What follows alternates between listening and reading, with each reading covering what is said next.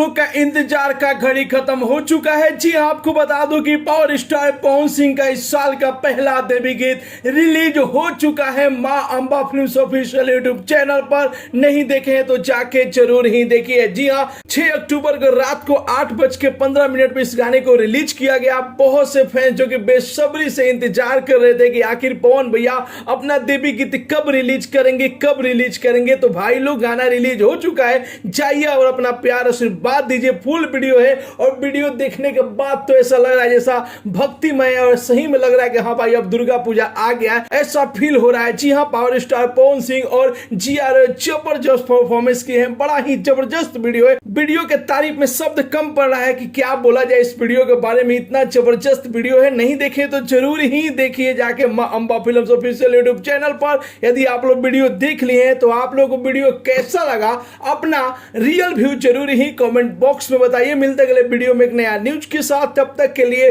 Bye bye, take care, Jai Hind.